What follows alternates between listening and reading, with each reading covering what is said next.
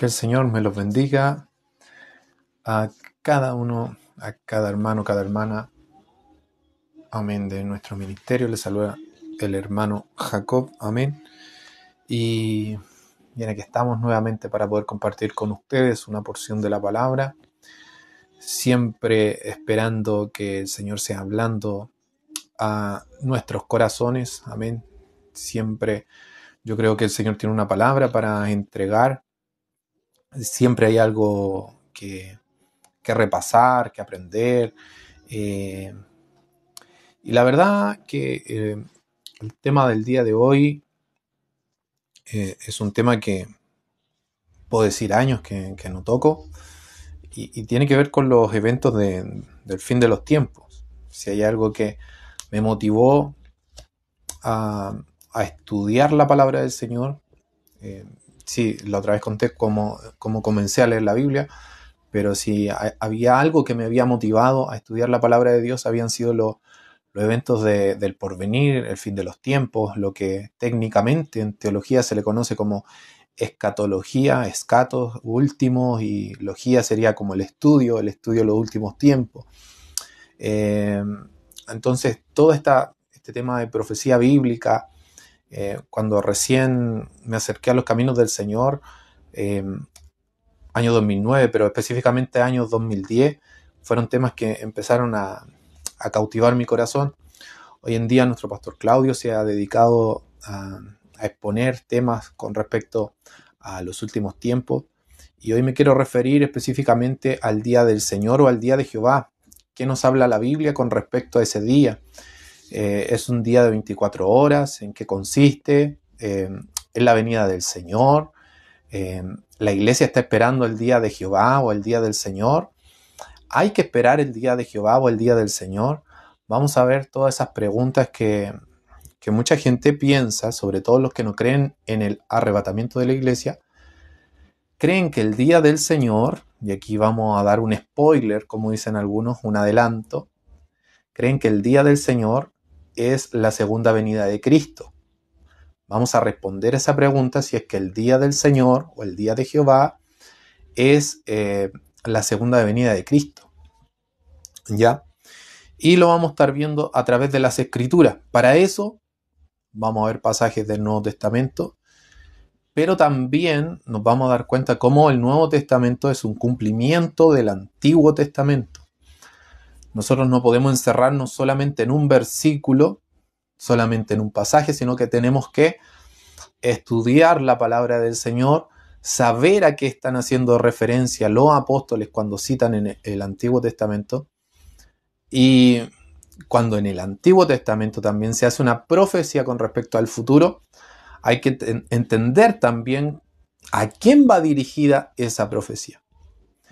Y yo no soy un experto en escatología, ya, como se lo dije, hace muchos años que no toco temas con respecto a la escatología. Me dediqué a tener un conocimiento más general de la Biblia, ya, un conocimiento más general, doctrinas con respecto a Cristo, el estudio de la cristología, ya que es el estudio de Cristo, la deidad de Cristo, la Trinidad, cosas así, el arrebatamiento de la iglesia, pero más puntualmente en algunos puntos no he indagado, pero hoy quiero volver un poquito en el tiempo. Hoy este día me recordó mucho el Señor cuando estudiaba estos pasajes, y bueno, quiero compartirlos con ustedes sin más preámbulo. Ya quiero orar para que comencemos. Padre, en el poderoso nombre de Jesús, te agradezco, Dios mío, por tenerme nuevamente en este lugar. Gracias, Señor, porque me hiciste recordar cuando en aquellos primeros años, Dios mío, estudiaba la Biblia, aquella primera Biblia de estudio que tuve, Señor, y podría escudriñarla, Señor, podía escuchar mensajes, anotar comentarios, Dios mío, ver diferentes pasajes, diccionarios bíblicos. Sé que hay mucha gente que le incomoda, le molesta, Señor, pero Padre, hazle entender que cada uno tiene un diferente llamado, Padre Santo, ninguno puede ser igual al otro. Por eso yo te pido, Señor, que conforme a la gracia que tú nos das a cada uno de nosotros, podamos edificar a tu pueblo, Señor, y corregir aquello que está débil, Señor amado, y seas dando gracia a cada uno conforme al ministerio que tú le diste, sean evangelistas, pastores, Dios mío, quienes profetizan, Señor, quienes enseñan, quienes instruyen a tu pueblo.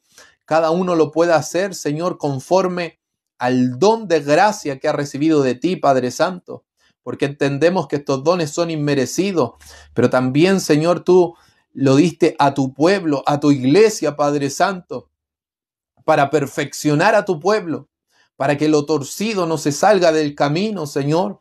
Edifícanos cada día con tu palabra. Haznos enamorarnos de ti, haznos enamorarnos de ella, Padre Santo. Yo no concibo, no cabe en mi mente un evangelio sin Biblia, no cabe en mi mente, Señor, un evangelio sin palabra de Dios, sin predicación, Señor, sin una exposición de tu palabra, porque o si no estaría de más, Señor, o si no estaría en vano escrita toda esa sangre que se derramó para profetizar, para escribir, para traducir este libro. Y lo más importante, la sangre preciosa de Cristo fue derramada para que hoy pudiéramos tener un conocimiento no solamente intelectual, Señor, sino que también podamos vivir la transformación a través de vivir, experimentar, conocer, Señor, tu santa y bendita palabra, que según Juan 6:63 son espíritu y son vida. Te pido que rompas cadenas, que nos edifiques, que nos bendigas un día más. Haznos volver al primer amor, a las primeras obras, Dios mío, y alimenta tu pueblo que está hambriento y sediento de ti. En el poderoso nombre de Jesucristo, y todo aquello que haga falta tú proveerás. Te pido también por nuestros hermanos de la quinta región. Bendíceles, Señor. Provee, abre puertas, Padre Santo. Al 30, al 60 y al 100 por uno. Bendice todo ese esfuerzo que han hecho. También a quienes han extendido su mano. Y así como Job, el postrer estado pueda ser más grande que el primero. En el poderoso nombre de Jesús, gracias te damos. Amén y amén. Quiero comenzar con un pasaje que es un poquito controversial. Creo que puede ser el más controversial de todo con respecto a la escatología. Y por eso es bueno tomarnos de estos pasajes, ¿ya? Si hay un pasaje difícil, es bueno aclararlo para que no hayan dudas con respecto a lo que creemos, con respecto a lo que está en la palabra del Señor, evidentemente, ¿ya? Así que quiero irme a 2 de Tesalonicenses capítulo 2. 2 de Tesalonicenses capítulo 2, desde el versículo 1 en adelante. 2 de Tesalonicenses capítulo 2, versículo 1 en adelante.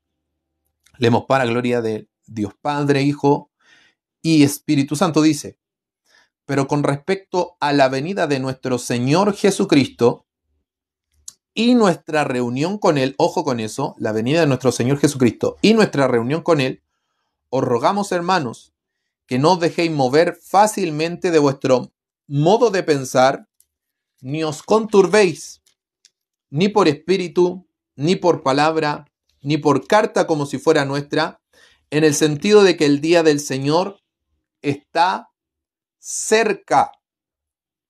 Ojo con eso también. En el sentido de que el día del Señor está cerca. Nadie os engañe en ninguna manera, porque no vendrá sin que antes venga la apostasía y se manifieste el hombre de pecado, el hijo de perdición, el cual se opone y se levanta contra todo lo que se llama Dios o es objeto de culto, tanto que se sienta en el templo de Dios como Dios, haciéndose pasar por Dios. ¿No os acordáis que cuando yo estaba todavía con vosotros os decía esto? Y ahora vosotros sabéis lo que lo detiene, a fin de que a su debido tiempo se manifieste. Porque ya está en acción el misterio de la iniquidad, solo que hay quien al presente lo detiene hasta que a su vez sea quitado de en medio, y entonces se manifestará aquel inicuo a quien el Señor matará con el espíritu de su boca y destruirá con el resplandor de su venida. Inicuo cuyo advenimiento o cuya venida es por obra de Satanás con gran poder y señales y prodigios mentirosos, y con todo engaño de iniquidad, para los que se pierden, Otro punto a destacar, para los que se pierden, por cuanto no recibieron el amor de la verdad para ser salvos.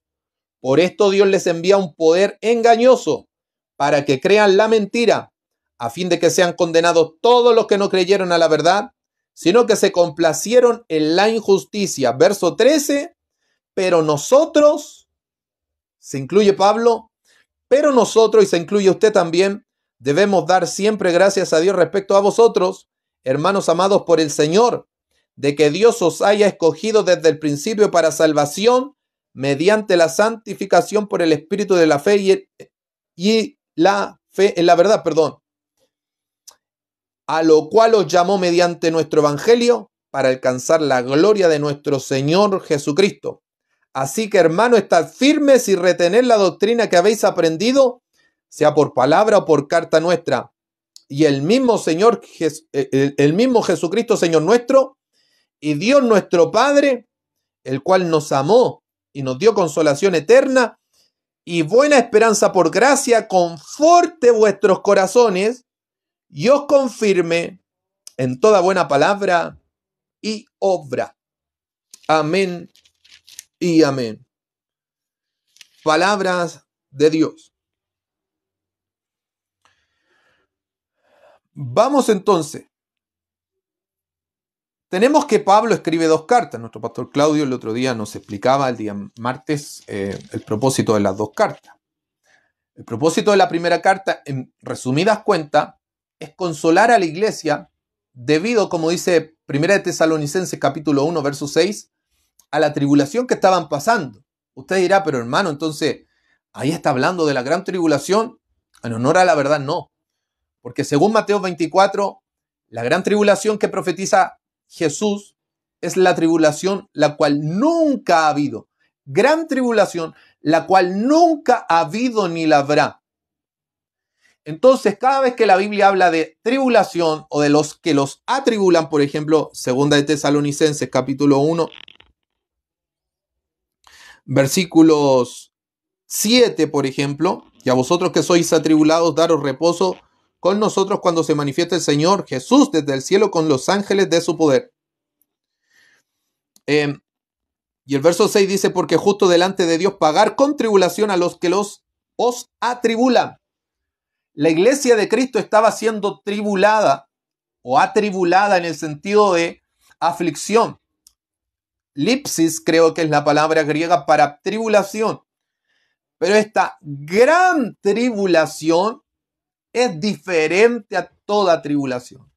Por eso Pablo dice que esta tribulación momentánea produce en nosotros mayor peso de la gloria de Dios. También nos dice en el libro de los Hechos que es necesario que a través de muchas tribulaciones, que habla en cantidad, no en cualidad, no es cualitativa, es cuantitativa, o sea, cantidad de tribulaciones, cantidad de sufrimientos, a través de muchos sufrimientos. La palabra ahí es poli, que habla de muchos sufrimientos o tribulaciones, entremos al reino de Dios. Porque Jesús lo dijo, en el mundo tendréis aflicción, pero confiad, yo he vencido al mundo. Entonces, es verdad que la iglesia ha sufrido angustia, persecución, tribulación, desde su origen, desde su nacimiento. Con el árbol verde hicieron todo esto, cuanto más no harán con vosotros. También podríamos entender que esas palabras que habla Jesús en el libro de Lucas, cuando va camino a la cruz, es dada a las mujeres de Jerusalén, porque lloraban las mujeres de Jerusalén por Jesús, y Jesús le dice a las mujeres de Jerusalén que lloren más bien por ellas mismas, porque vendrá el día en que dirían, bienaventurada la que no dio a luz. Entonces, habla de estas mujeres de Jerusalén. Sabemos entonces que la gran tribulación será dirigido a Israel. Y es en ese contexto en que los profetas, que vamos a ver algunos profetas como Joel, como Amós, como Abdías, entre otros, Sofonías, nos van a hablar de esta persecución sobre el pueblo de Israel. Por eso entendemos, dentro de este, he visto algunos debates este último tiempo, y uno se va dando cuenta, hermano, y es verdad, que la la postura pretribulacional. ¿Qué quiere decir? Que el Señor viene antes de la gran tribulación. La postura dispensacionalista. ¿Qué quiere decir dispensacionalista? En el libro de Efesios capítulo 2, si no me equivoco, Pablo habla de las dispensaciones de los tiempos, que es lo mismo que tener una despensa, ¿ya? Con varias secciones. Así Dios dividió los tiempos en varias secciones. Eso simplemente quiere decir dispensación de los tiempos. Ordenarlo en diferentes etapas. La postura que tenemos nosotros, que fue perfeccionada, es verdad, por John Nelson Darby hace cerca de 200 años, pero que ya existía una postura muy similar años antes, en el sentido de ordenar los tiempos de Dios en la profecía bíblica, en el sentido del trato de Dios con la humanidad. Nuestra postura es la más completa. ¿Por qué? Porque puede hacer esa diferencia también en la profecía bíblica entre Israel y la iglesia. Entre Israel y la iglesia. ¿Dónde vemos esa diferencia? Mateo 24. Mire, para que vamos viendo que es el día del Señor, que es nuestra reunión con Él, y podamos entender que cuando se habla a Israel y cuando se nos habla a nosotros. Antes de explicar Mateo 24, quiero terminar de explicar 2 Tesalonicenses 2:1, porque con respecto a la venida de nuestro Señor Jesucristo en nuestra reunión con Él. Cuando Pablo habla de nuestra reunión con Él, habla en 1 Tesalonicenses capítulo 4, versículo 13 al 18. 1 Tesalonicenses capítulo 4, versículo 13 al 18. Le decíamos que, como estaba viviendo la iglesia una persecución, Pablo le exhorta a la iglesia a que no se entristezcan como aquellos que no tenían esperanza, porque si creían que Cristo había muerto y resucitado, así también traería Dios juntamente con Cristo a los que durmieron en Él. Pero decía Pablo, pero nosotros, los que estemos vivos, los que hayamos quedado hasta la venida del Señor Jesucristo, no precederemos, o sea, no seremos llevados antes que los que durmieron. Y ahí dice en el verso 16, porque el Señor mismo, con voz de mando, con voz de arcángel y con trompeta de Dios, descenderá del cielo y los muertos en Cristo resucitarán primero. Luego nosotros, los que vivimos, los que hayamos quedado, seremos arrebatados juntamente con ellos. No es ni antes ni después, es juntamente con ellos en las nubes para recibir al Señor en el aire. Y así estaremos siempre con el Señor. ¿Para qué vamos a las nubes? Para recibir al Señor en el aire y así estar siempre con el Señor. Aunque hay algunos que argumentan que ese recibimiento es el recibimiento de un rey, que la cultura griega enseña de que era una comitiva que salía a recibir al rey para traerlo a un terreno, solamente históricamente una vez se utiliza esa palabra de esa manera, que se sale una comitiva a recibir a un rey para traerlo a un país.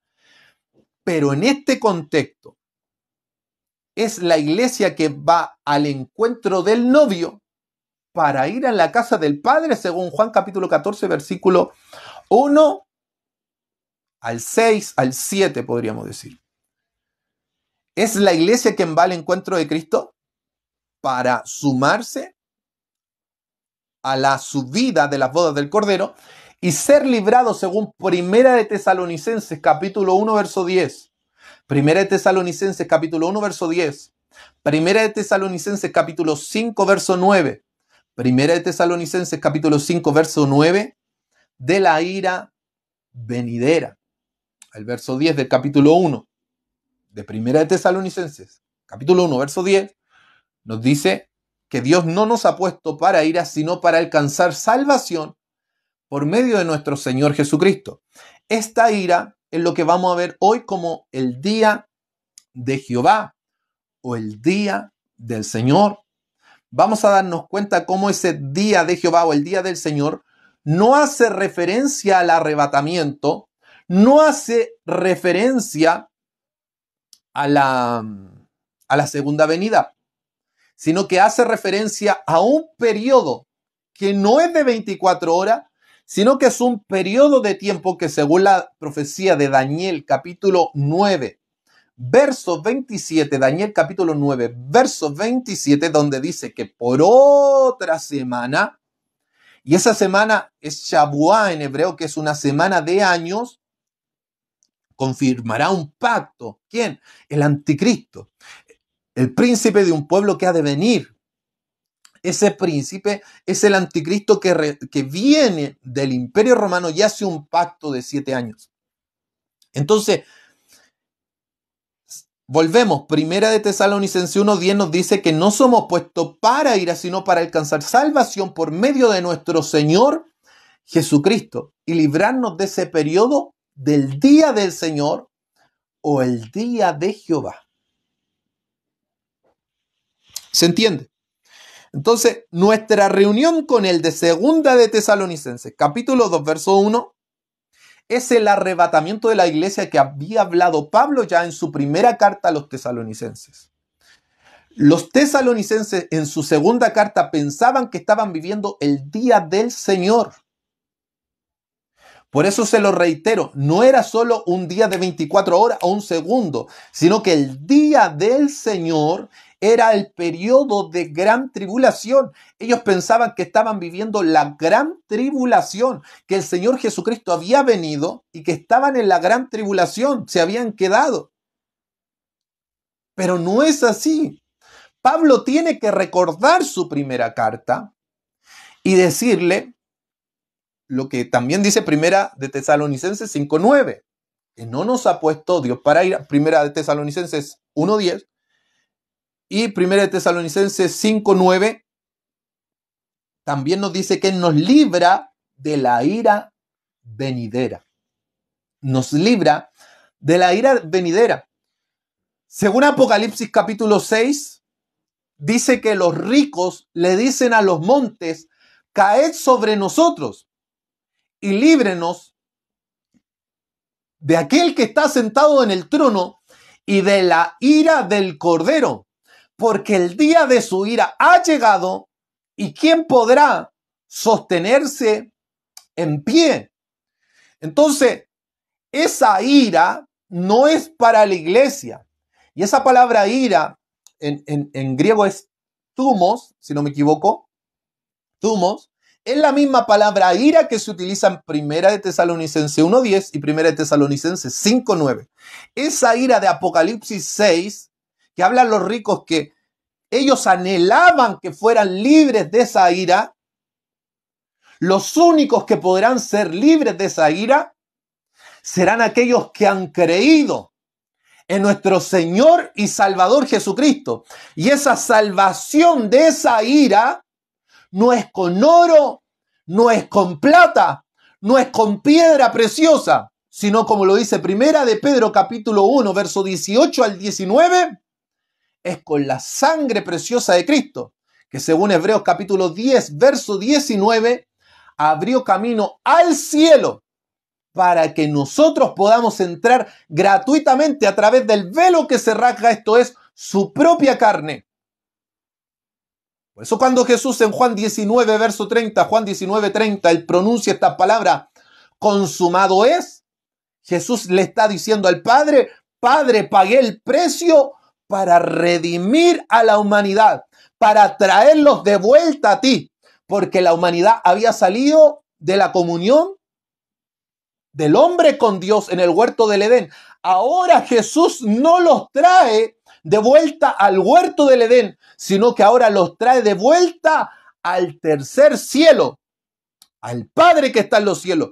Lea Lucas capítulo 11, donde Jesús enseña a orar el Padre nuestro que estás en los cielos. Vea Mateo capítulo 5, versículo 8. Bienaventurados los limpios de corazón. ¿Limpio por qué? Según 1 de Juan 1:7, la sangre de Jesucristo su Hijo nos limpia de todo pecado. Entonces Jesús dice en Mateo 5:8, bienaventurado, la palabra griega es Macario. Felicitaciones, dichoso. Alabado sea el Señor. Como dice Apocalipsis capítulo 19, bienaventurados, dichosos, feliciten a los que son convidados a las bodas del Cordero, porque su esposa se ha preparado en el pasado, su esposa ya estaba lista en el pasado. En Apocalipsis 19 ya está hablando de un pasado, que se vista de lino fino, limpio y resplandeciente, porque el lino fino son las acciones justas de los santos. Pero ese lino fino también primero es limpiado por la sangre preciosa de Cristo. Entonces Jesús dice en Mateo 5:8, bienaventurados los puros de corazón, porque ellos verán a Dios. Ve a Efesios capítulo 1, versículo 3, el cual dice que Dios nos hizo sentar en lugares celestiales con Cristo. Ve a Efesios capítulo 1, versículo 20, donde Cristo fue resucitado y sentado a la diestra del poder de Dios. Y vea Efesios capítulo 2, versículo 6, donde dice que nosotros seremos resucitados y sentados en lugares celestiales con Cristo. Vea también el libro de Romanos capítulo 8, versículo 26, donde Pablo habla de todo el plan de salvación, la presencia de Dios. Dios nos conoce, nos llama, nos santifica, nos justifica y nos glorifica. Y según Efesios capítulo 1, verso 3, verso 20, y Efesios capítulo 2, versículo 6, esa glorificación es con el Padre. Vea también segunda de Corintios capítulo 5, versículo 1, que tenemos un tabernáculo en los cielos del cual tenemos que ser revestidos. ¿Dónde? En los cielos. Vea también Apocalipsis capítulo 13, donde la bestia, el falso profeta y sus seguidores blasfeman contra el tabernáculo de Dios en los cielos. ¿Dónde tenemos ese tabernáculo? ¿Dónde tenemos ese tabernáculo? Según 2 de Tesalonicenses capítulo 5 versículo 1, en los cielos. Blasfema contra los que moran en los cielos y contra el tabernáculo de Dios. O sea, esa misma palabra es utilizada para la iglesia. En Apocalipsis capítulo 13 está en los cielos. En Apocalipsis capítulo 1 al 3 está en la tierra. Desde el capítulo 4 en adelante y según Apocalipsis 13, la iglesia está en los cielos. Estos son algunos pasajes que me quedaron en el tintero, el mensaje del día viernes. Si usted no ha tenido la oportunidad, vea el mensaje del día viernes que el Señor me permitió predicar. En honor al tiempo uno tiene que acortar los mensajes. Hoy no tenía preparado o presupuestado decir esto, pero el Señor me lo trae a la memoria y ¿qué? ¿Lo voy a guardar para otro mensaje? No, lo vamos a decir ahora. Hermano, entonces, el arrebatamiento de la iglesia es la garantía de que la iglesia no va a estar viendo el día del Señor. Es la garantía de que usted y yo nos vamos a pasar por la gran tribulación. Pablo nos advierte a la iglesia que se cuide de ser engañada por el anticristo. Porque según 2 de Tesalonicenses capítulo 2, verso 7 en adelante, el espíritu de engaño que trae el anticristo es para engañar a los que se pierden, a los que no quisieron recibir el amor de la verdad para ser salvos. Por eso entendemos también que aunque en Apocalipsis capítulo 7, si no me equivoco, el verso 13 aproximadamente habla de una multitud llegando a los cielos, verso 9 al 13, que han salido de la gran tribulación, no que haya un arrebatamiento mitribulacionista en medio de la tribulación, no, sino que probablemente lo más seguro es que esos sean muertos. Aunque haya un grupo de salvos, lo más probable es que esos salvos se hayan convertido cuando escuchen la predicación de los dos testigos y probablemente también de 144,000 judíos que estarán haciendo el papel evangelizador de la iglesia. Porque no habrá un lugar para hacer culto, no habrá un lugar para reunirse para adorar a Dios.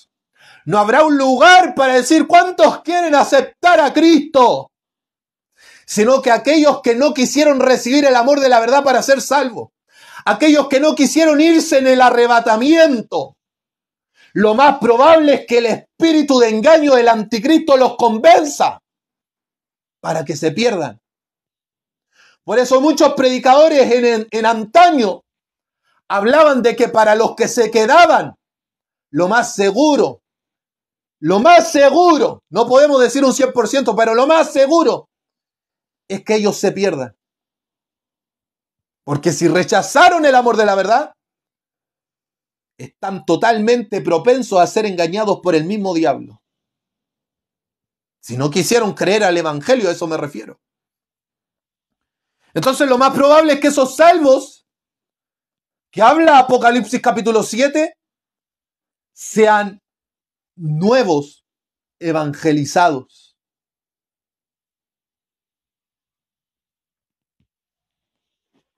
Entendemos entonces por profecía bíblica que los periodos del fin son dirigidos a Israel. Por ejemplo, Mateo capítulo 24, verso 15 dice: por tanto, cuando veáis en el lugar santo la abominación desoladora de que habló el profeta Daniel, el que lea entienda. Esto es cosa de ver qué es el lugar santo. El lugar santo no es nada más ni nada menos que el lugar santo del templo. ¿Y dónde se tiene que construir el templo? Según la Mishnah y según la Biblia, porque a mí no me interesa la Mishnah, si no sale en la Biblia no me importa, ya con esta plaga que hay de judaizante, que continuamente uno tiene que hablar con ellos y hacerle ver que no hay maestro, no hay rabino, no hay escrito más grande que la palabra de Dios y no hay rabino más grande que Jesús de Nazaret. Pero bajo este contexto histórico y bíblico, entendemos que solamente el templo se construye en Jerusalén y no en otro lugar. Por eso los mormones, cuando sacan su libro mitológico del libro del Mormón y dicen que hubo un templo dedicado a Jehová en Latinoamérica, es porque ellos nunca pusieron atención a la palabra de Dios. Y José Smith, el creador de los mormones, simplemente fue un plagio de mitos de la cultura griega, plagio también de Mahoma, porque él era el admirador número uno de Mahoma. Él quería ser el nuevo Mahoma de los Estados Unidos, por eso fue un polígamo, un pedófilo. Entonces, la abominación desoladora, lo más probable es que sea una estatua, un ídolo puesto en el templo, es en Jerusalén. Por eso entendemos que estos pasajes están dirigidos a Israel y no a la iglesia. Entonces, los que estén en Judea, ¿quiénes viven en Judea? Los judíos. Los judíos es simple, 2 más 2 son 4. No hay que entender mucho. Pero como estos nuevos movimientos espiritualizan a Israel y dicen que nosotros somos Israel, yo les pregunto, ¿dónde está Judea espiritualizado en esto? Dígame el lugar geográfico simbólico que representa Judea. ¿Qué representa Judea? Judea. ¿Qué representa el lugar santo? El lugar santo, el templo. Es literal. No es un símbolo aquí. Huyan a los montes porque Judea está rodeado de montes. ¿Qué van a hacer los lugares que viven en planicie? ¿Qué van a hacer los lugares que no tienen monte? Porque hay ciudades que no tienen monte. Entonces sabemos que esto está dirigido a Israel. El que esté en la azotea no descienda para tomar algo de su casa. ¿Quiénes son los que tienen azotea? Los judíos hacían azotea. Las construcciones actuales, nuestro pastor nos hablaba de México que tiene hoy en día techos planos, ¿sí? Ese techo mediterráneo es una copia de los techos que tenían los judíos en ese entonces. Pero el lugar geográfico, la construcción, el lugar santo, nos habla de Israel y Judea, es claro. Mas hay de las que estén en cinta y las que críen en aquellos días. Orad pues que vuestra huida no sea en invierno ni en día de reposo. ¿Por qué? Porque en invierno neva en Israel. No en todos los países. Día de reposo el judío no puede andar. ¿Quién guarda día de reposo? ¿El evangélico? No, el judío. Porque habrá entonces gran tribulación, cual no la ha habido desde el principio del mundo hasta ahora ni la habrá.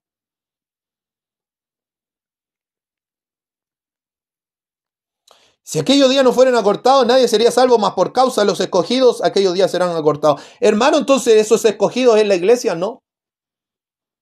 Porque veamos Romanos capítulo 10, Romanos capítulo 11.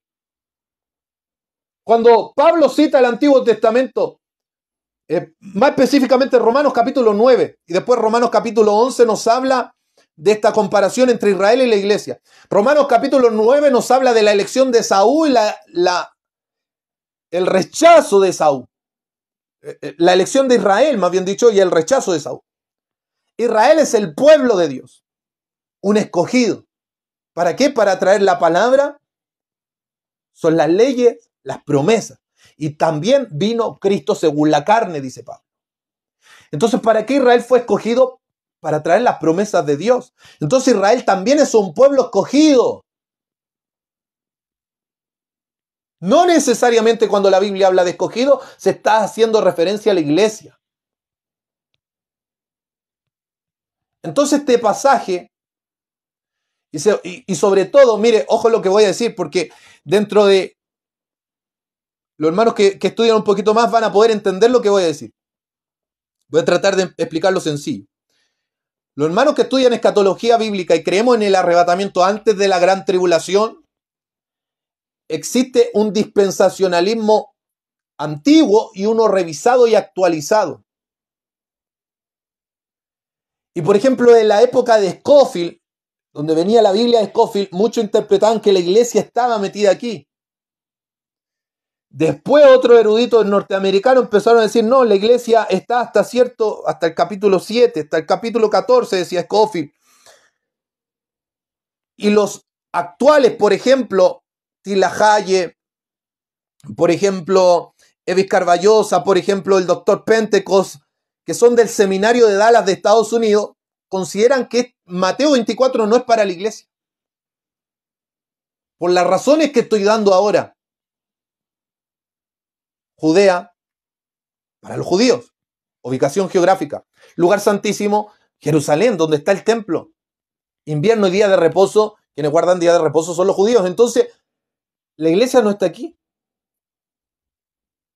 Esta gran tribulación, del verso 21, no es para la iglesia.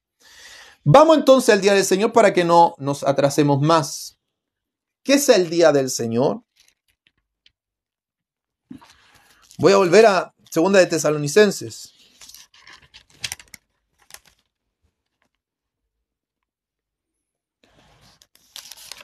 Capítulo 2, verso 1. Pero con respecto a la venida de nuestro Señor Jesucristo y nuestra reunión con Él, el arrebatamiento, rogamos, hermanos, que no os dejéis mover fácilmente de vuestro modo de pensar, ni os conturbéis, ni por espíritu, ni por palabra, ni por carta, como si fuera nuestra, en el sentido de que el día del Señor está cerca. O sea, hay una reunión con Él y hay un día del Señor.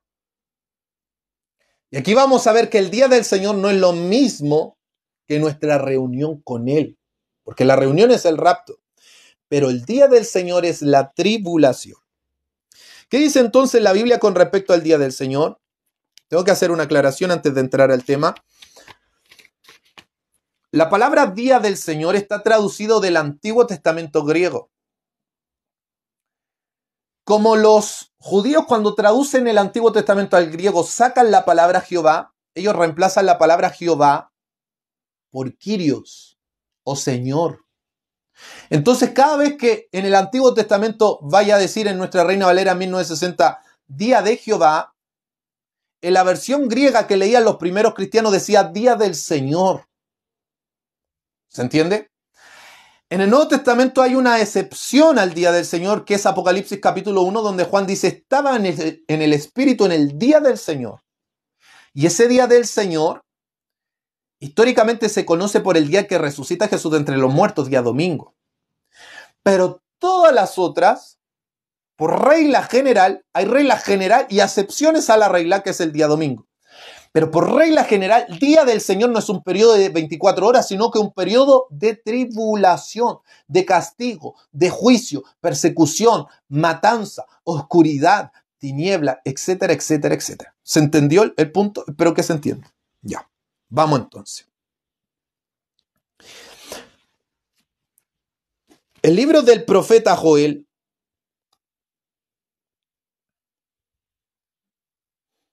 en el capítulo 2, verso 1, o el capítulo 1, verso 15, nos va a hablar del día del Señor, o el día de Jehová. Dice, ay del día, porque cercano está el día de Jehová, y vendrá como destrucción por el Todopoderoso. ¿Cómo vendrá el día del Señor? Por destrucción. Vamos a 1 Tesalonicenses capítulo 5, verso 1, mire.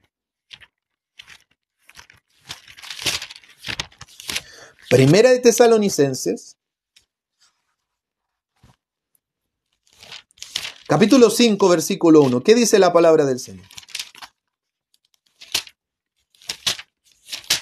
Dice, pero acerca de los tiempos y de las ocasiones, no tenéis necesidad, hermanos, de que yo os escriba.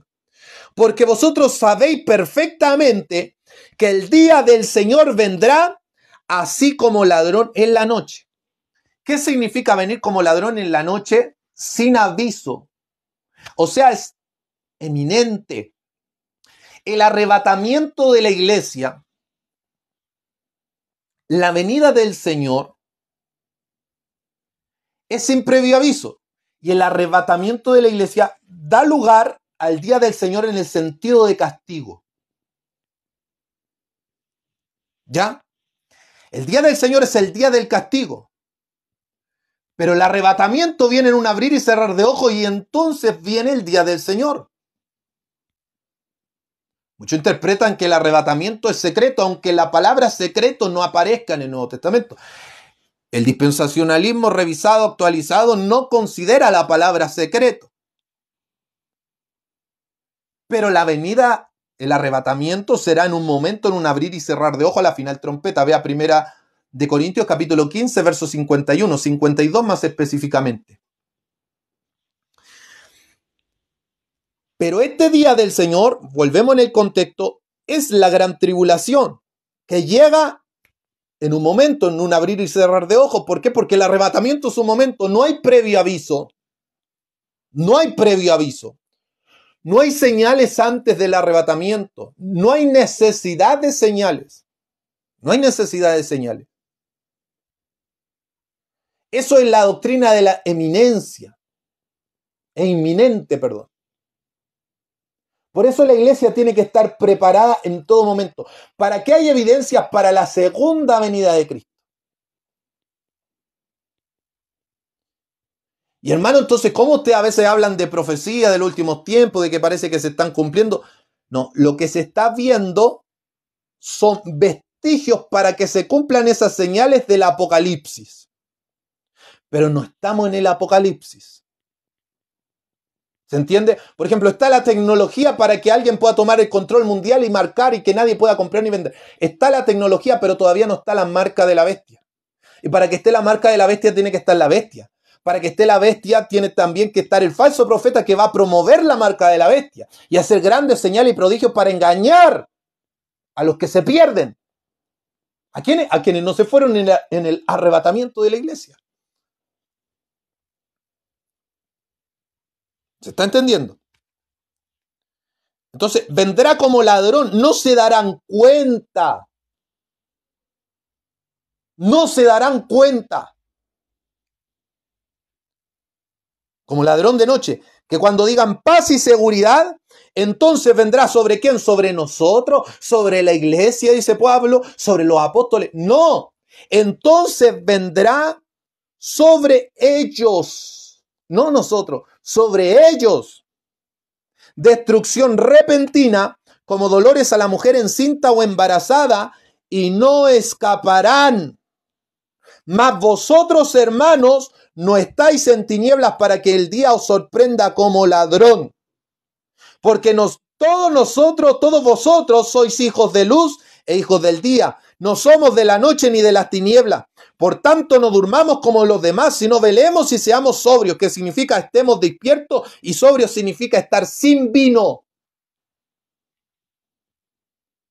Porque los que se emborrachaban tenían que tomar, porque el vino de la antigüedad, y tengo que ser claro en esto, no emborrachaba. Porque debido a la contaminación, se extraía el jugo de uva y se purificaba para que no emborrachara.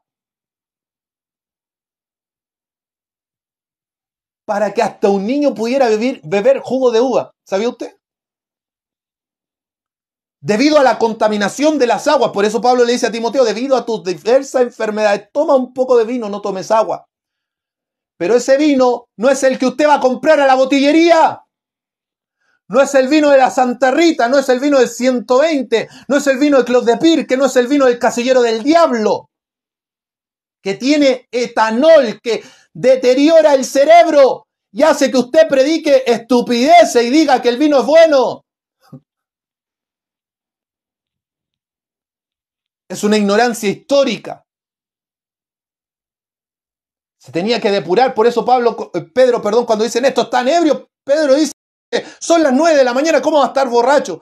¿Por qué dice eso es temprano en la mañana? ¿Por qué? Porque para emborracharse se necesitaba una cantidad gigantesca de vino para que recién le hiciera efecto. Por eso la palabra ebrio indica lleno de vino. Porque recién cuando se tomaban litros de vino o grandes cantidades se podía empezar a sentir mareado el hombre, la mujer. Porque el propósito de ellos era hidratarse. Entonces, cada predicador que le diga, no, pero si tomaban vino, sí, pero ¿qué vino tomaban? La principal causa de muerte en los jóvenes en Chile es el vino, el alcohol. Hablar del otro alcohol, hermano. Aparte que deteriora las hormonas, que lo hace al hombre más femenino, a la mujer más masculina, en fin, es otro tema. Sobrio, sin vino. Incluso Pablo dice, por amor a mi hermano, no comeré carne ni beberé vino jamás, aunque sea sano, aunque sea vino purificado. Se conoce por tradición, no por historia bíblica, por tradición, de que Santiago, el hermano del Señor, era nazareo. No bebía vino ni sidra, ni comía pasas. Ni siquiera comía pasas, porque fue un voto de él porque era judío. Entonces, velemos, seamos sobrios sin vino, pues los que duermen de noche se duermen y los que se embriagan de noche se embriagan. Pero nosotros que somos del día, seamos sobrios, habiéndonos vestido con la coraza de la fe y del amor y con la esperanza de salvación como yelmo.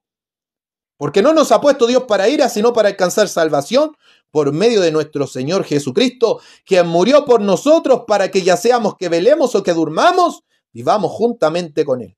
Por lo cual, animaos, no dice entren en depresión porque viene la gran tribulación y tienen que pasar, no, dice animaos unos a otros y edificaos como un edificio, construyanse, no se destruyan entre ustedes. Ustedes no son una máquina demoledora, ustedes son constructores. Pablo dice, yo soy un perito arquitecto. Para eso son los ministerios del Espíritu Santo. Por eso todo predicador que ande destruyendo iglesia no es ministro de Cristo, es ministro de Satanás. Vea el libro de Gálatas donde dice los que mutilan el cuerpo, destruyen el cuerpo de Cristo. Edificaos unos a otros así como lo hacéis. Volvemos a Joel para ir terminando. Entonces dijimos que Joel 1:15 dice, ay del día porque cercano está el día de Jehová y vendrá como destrucción por el Todopoderoso. ¿No fue arrebatado el alimento de delante de nuestros ojos, la alegría y el placer de la casa de nuestro Dios? Entonces habla de una hambruna. Aquí va a ser un primer castigo del día del Señor. Entonces aquí entendemos por contexto que cuando la Biblia habla del día del Señor, habla de juicio. Porque este día del Señor de Joel 1:15 no es la gran tribulación, pero aún así le llaman el día de Jehová o día de Señor a un castigo sobre Israel. ¿Se entiende? Entonces, cuando la Biblia habla del día del Señor o el día de Jehová, es día de castigo para Israel. En el sentido de la gran tribulación es castigo sobre el mundo entero.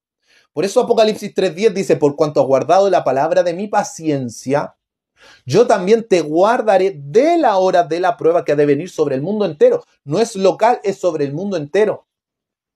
Pero este término se ocupa para castigar a Israel en su principio básico. Luego se extiende para castigar al mundo. Otro pasaje, Joel 2:1. Tocad trompeta, ¿dónde? En Sión. ¿Qué es Sión? Jerusalén, donde está el templo, la ciudad de David. Y dad alarma a mi santo monte, el monte del templo. Tiemblen todos los moradores de la tierra, porque viene el día de Jehová. Porque está cercano. ¿A quién le dice? A los moradores de Sión, donde está el templo. Veamos el contexto entonces. Siempre el día de Jehová, el día del Señor, es castigo, juicio para Israel. Día de tiniebla y de oscuridad, día de nube y de sombra. Como sobre los montes se extiende el alba, así vendrá un pueblo grande y fuerte semejante a él. No lo hubo jamás, ni después de él habrá en años de muchas generaciones. Probablemente este es el castigo de los caldeos. Delante de él consumirá fuego, tras él abrazará llama, como el huerto del Edén. Será la tierra delante de él y detrás de él, o sea, cuando pase este ejército, por delante, antes que este ejército lo toque, será como el huerto del Edén, pero cuando pase por encima este ejército, detrás de él, ¿cómo va a quedar? Dice, y detrás de él como desierto asolado, ni tampoco habrá quien de él escape. Su aspecto como aspecto de caballo, como gente de a caballo correrán, como estruendo de carros saltarán, sobre las cumbres de los montes como sonido de llama de fuego, que consume hojarasca, como pueblo fuerte dispuesto para la batalla.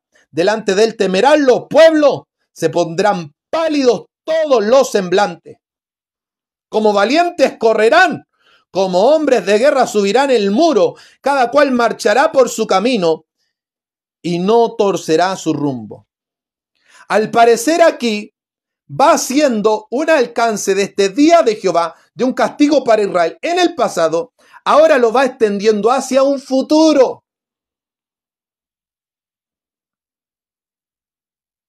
Porque mire, verso 8, ninguno estrechará a su compañero, cada uno irá por su carrera, y aun cayendo sobre la espada, no se herirán. ¿Cómo es eso?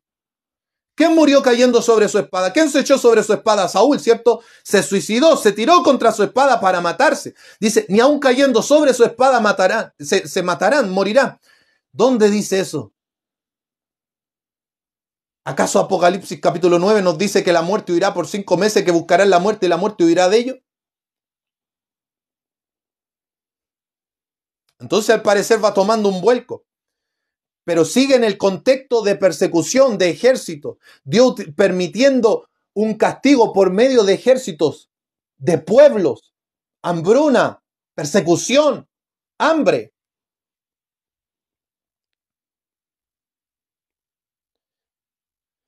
Verso 9, irán por la ciudad, correrán por el muro, subirán por las casas, entrarán por las ventanas, manera de ladrones. Delante de él temblará la tierra, se estremecerán los cielos, el sol y la luna se oscurecerán y las estrellas retraerán su resplandor.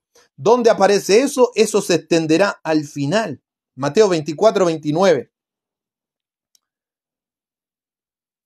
Y Jehová dará su orden delante de su ejército, porque muy grande es su campamento. Fuerte es el que ejecuta su orden, porque grande es el día de Jehová y muy terrible. ¿Quién podrá soportarlo? O sea, está diciendo que va a haber una masacre tan grande, que por eso Pablo dice, esa ira no es para nosotros. Dios no nos puso para esperar el día de Jehová. Dios nos puso para ser arrebatados y llevarnos a la casa del Padre. Veamos otro pasaje, para ir llegando así al fin. El versículo 31 de Joel, capítulo 2, verso 31, luego de la promesa del verso 28 del derramamiento del Espíritu Santo, que en Hechos capítulo 2, Pedro ve parte de esa profecía cumplida, derramar su espíritu sobre toda carne, donde entra la dispensación de la iglesia, el tiempo de la iglesia, el periodo de la gracia, cuando Cristo en la cruz dice consumado es, donde el costado de Cristo es traspasado y nace así como de Adán, de un costado le hicieron a Eva, del costado de Cristo, por su llaga, dice Isaías 53, fuimos nosotros sanados, esa sangre nos lava y nos limpia, nos redime, para tener la oportunidad del costado de Cristo salir la que iba a ser esposa del Cordero. ¿Quién es? La iglesia. Ve a Efesios capítulo 5, verso 21 en adelante. ¿Qué hizo con Adán? Le abrió el costado y luego lo cerró, ¿cierto? A Cristo le hirieron el costado para que su esposa, nacida de nuevo, pudiera nacer.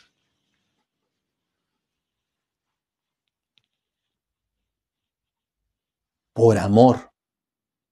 Mire, nos hizo la esposa de Cristo por su propia sangre, por sus propias heridas, por sus propias llagas. Usted y yo nos hacemos la amada de Cristo. ¿Cómo despreciar eso? Entonces, ¿cuándo es prometido derramar el Espíritu Santo y después de esto? Joel 2:28, derramaré mi espíritu sobre toda carne y profetizarán vuestros hijos y vuestras hijas, vuestros ancianos soñarán visiones y vuestros jóvenes verán visiones. Cuando está hablando esto, Joel se lo habla al pueblo judío.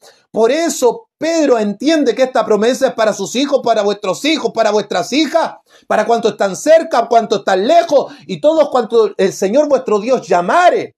Él entendía que era solo para Israel, pero vemos en Hechos capítulo 10 que el mismo apóstol Pedro es llamado a predicarle a un gentil, a Cornelio, un centurión romano, junto a toda su familia, y él ve con sus propios ojos junto a 6 misioneros judíos de la circuncisión que el Espíritu Santo es derramado sobre los gentiles y hablan en otras lenguas.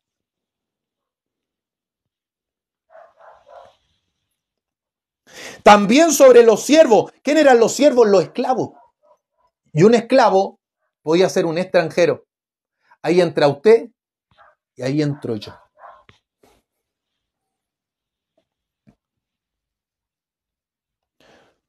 Sobre la sierva, o sea, hasta las mujeres tendrán la unción del Espíritu Santo. En el Antiguo Testamento solo los hombres. En el Nuevo Testamento hasta las mujeres serían llenas del Espíritu Santo que profetizarían, hablarían la palabra del Señor. Con esto no estamos hablando del ministerio de pastor, de pastora. Pero sí estamos diciendo que la mujer, a través de la dispensación de la gracia del Espíritu Santo, tiene dones, el cual el Señor capacita, y no el hombre, no un seminario teológico, el Espíritu Santo. Derramaré mi espíritu en aquellos días y daré prodigio en el cielo y en la tierra sangre y fuego, columnas de humo. El sol se convertirá en tinieblas y la luna en sangre antes que venga el día grande y espantoso de Jehová. Antes que venga el día grande y espantoso de Jehová. O sea, el derramamiento del Espíritu Santo es antes de la gran tribulación, no es para la gran tribulación. No, el Espíritu Santo es para la iglesia. No es para los que se quedan en la gran tribulación. ¿Habrá convertimiento? Sí, que los convencerá de pecado, justicia y juicio, el Espíritu Santo, sí.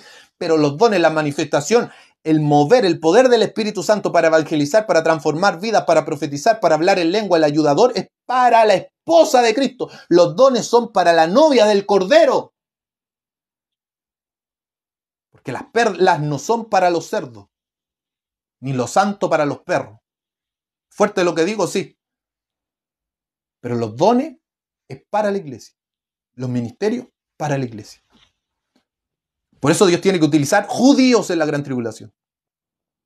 Sí, Él salvará. Sí, Él los va a salvar a los que se arrepientan. Sí.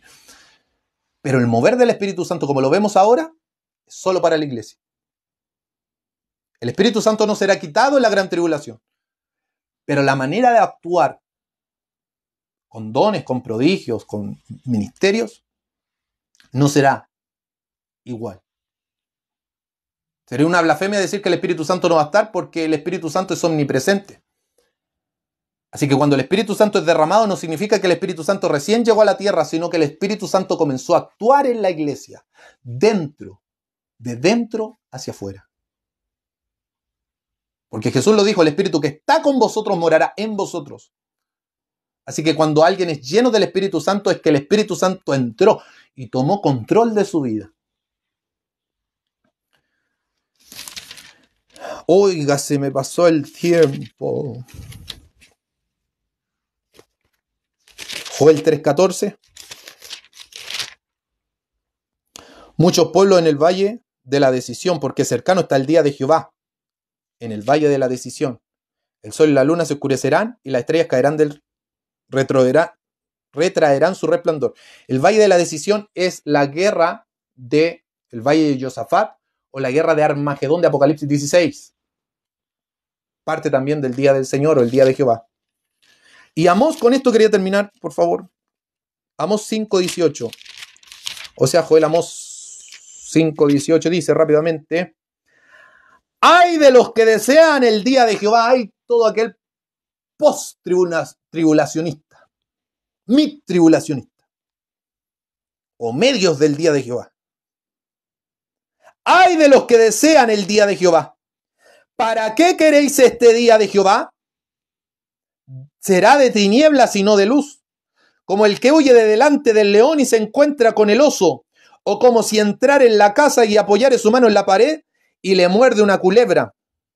¿No será el día de tinieblas sino de luz, oscuridad que no tiene resplandor? ¿Para qué quiere pasar por la gran tribulación? Si existe el arrebatamiento, si existen las bodas del Cordero, si existe cielo nuevo, tierra nueva, sí, pero que también nosotros iremos a las mansiones celestiales antes de que descienda a la Jerusalén. Tenemos una ciudadanía que está en los cielos. Según Hebreo 11, somos advenedizos y extranjeros. Que el Señor le bendiga. Me pasé en el tiempo, viene mi hermana Miriam y mi pastor Claudio será hasta el día sábado si el Señor así lo quiere. Gracias por su sintonía.